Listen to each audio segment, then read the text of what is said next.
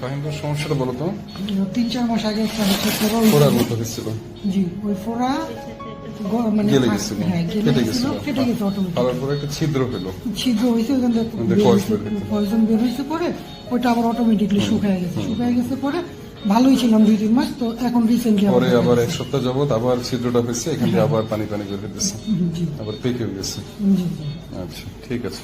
Chittagong report, এটা হচ্ছে external opening. এই যে এখান দিয়ে ডাই দেওয়া হয়েছে, হ্যাঁ, এদিক দিয়ে যে মোটামুটি লোয়ার রেকটাম মিড রেকটামে যে এটা ওপেন হয়েছে।